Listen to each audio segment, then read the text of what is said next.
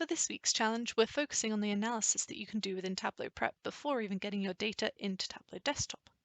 And we're using a data set which comes from Sports Viz Sunday, so thank you Kate Brown for allowing me to use this data set. And it's looking into the differences in prize money for the men's and the women's tours in golf. I'm going to preface this by saying that I know there's a lot of complicated things that go into how much prize money, like sponsorship, that type of thing. We're not here to discuss that. We're just here to look at what the data is telling us in this data set and how we can use Prep to analyze that. So I'm going to bring in my input data step.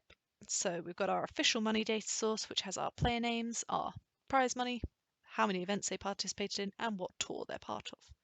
So I can click on my view and clean data to get a better idea of the distribution of the prize money. So if I kind of take a look at our histogram, I guess, then I can see that generally our data is skewed towards the lower end, and we've got this kind of long tail of certain players who earn more. So if I click on that, I can see the exact player that is, and they are part of the men's tour, taking part in 21 events, and their total prize money is like $9.6 million. Whereas if I look down the lower end, I can see that all of these players in the $0 to $500,000 bucket are from the women's tour, because you can see over here how it's just highlighting LPGA, which is ladies tour. And even going to the next bucket, including that, like the $0 to $1 million prize money, it's still just women. And I can even highlight over here to see that that is 86% of women are earning, less than $1 million, whilst, all of the men are earning more than that in our data set.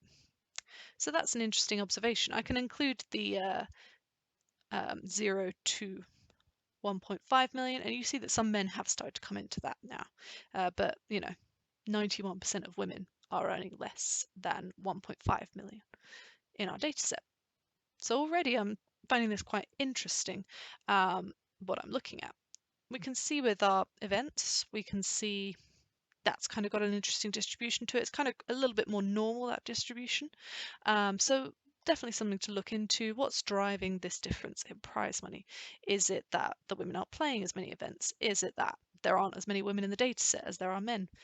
Let's go ahead and take a look. So first of all, I'm going to look at that total prize money by tour. So I'm going to group by my tour, and I'm just going to sum up our prize money, and I'm going to rename this field to be total prize money. And we can have a look and already tell that the men's prize money is about 5 times the women's prize money. So let's go ahead and look at how many players we have in our data set for each of the tours. So I'm going to add in a different aggregate step, sort of create another branch if you like. And I'm going to group by each tour, and I'm going to sum up the number of events. And we can see that although they're not equal, the men are slightly higher. If I just click on the men there, they have the 2,282, whilst the women have 2,266. So there are slightly more events that men are participating in, but in general, they're playing pretty much the same number of events for, much less prize money, the women. And I'm just going to double check that assumption that we have an equal number of players. So I'm going to group by my tour, and I'm going to count distinct on my player name, and that will give me the proof there as well that I have 100 players who are men, 100 players who are women. So it's, again, that's not what's causing the discrepancy. We have the same number of players playing roughly the same number of events, but then the prize money is about 5 times higher for men than it is for women. So I'm just going to call this number of players, and that's kind of 3 questions answered. And we're sort of looking into this data set, and it's quite interesting. We're going to join these sort of 3 measures together, start on that sort of simple journey of joining our data sets. Ooh, because I'm zoomed in quite a lot, that's why that was a bit difficult to control there. Maybe I should zoom out a little bit so that it makes it easier for me to make my join steps. So Tableau Prep has picked up that I want to join on my tour, which makes sense. I'm going to bring in this one as well and join that onto my data set too. And you can see that what we've got is basically the tour and then those 3 questions that we have answers to now, all in one data set. So I'm going to keep going. I've got a couple more questions to answer from the challenge. So I want to be looking into next, if I add in another aggregate step, I want to be looking at the average money per event. So in order to do that, I don't actually want to start with an aggregate step. So I'm going to hover over the branch that I've just created and I'm going to add in a clean step there. So first of all, I need to work out the money per event for each player. So I need to create a calculated field, call this money per event, do the money divided by the event, and that gives me sort of how much for each event these players are attending, how much do they earn, sorry, roughly. And then I'm going to do an average of that for each tour. So I'm going to just, instead of that being a sum, going to make that an average, and I'm going to make this a whole number just so that it's easier to sort of see the difference. So on average, a woman will earn $25,000 from an event, whereas a man will earn $120,000 from an event. So that's an interesting, it's still in line with our about 5 times more for men than it is for women. So that's interesting. And we can just join this into our flow as well. It'll again probably automatically pick up on the tour and join it in, which is nice and easy for us to do. Now, one last question to answer around rankings. So again, I'm going to need to have a clean step before my aggregate. So we're going to look at our prize money and we're going to create a rank from that. And initially we're going to do a rank per tour. So we're going to be grouping by our tour, and our prize money is in a descending order. So we have the rank 0 to 100 for each of those players, where do they rank in their own tour. So I can hit done on that, and if I click on just say the ladies, then I can see the numbers 1 to 100 are there. If I click on the men's, then I have the numbers 1 to 100, and there's that top ranked player again with the 9.6 million prize money in total. And then I also want to create a calculated field, a ranking on my prize money overall, not taking into account their tour. So I'm just going to call this overall rank, and I'm going to leave my group by as blank, and we can see we have our ranking in descending order. Now I'm just going to look through this data set now. So we have our men's tour sort of at the top, and then we have our women's tour underneath, and you can see how our overall rank is matching up to our rank per tour all the way down to number 32, and that's where it changes. So looking at the data set as an entirety, we have to get down to rank number 32 to see our first woman pop up there. So, the majority of highest earnings are won by men. So let's then create a calculation that looks at the difference in the ranking per tour. So if I just create a calculated field here, I'm going to call this difference in ranking. And I'm going to have the overall rank minus the tour rank, so the rank per tour. And I'm going to save that. And we can see that, for the majority, that's a 0, because for the men, their ranking doesn't change by adding in all of the women in the majority of cases.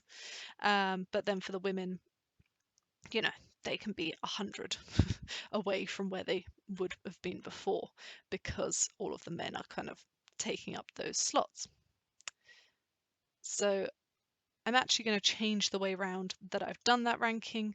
I wanted to show more that it's minus 100, if you see what I'm saying. So they've gone down 100 places by being considered along with the men. So that just means that I need to do that the other way around.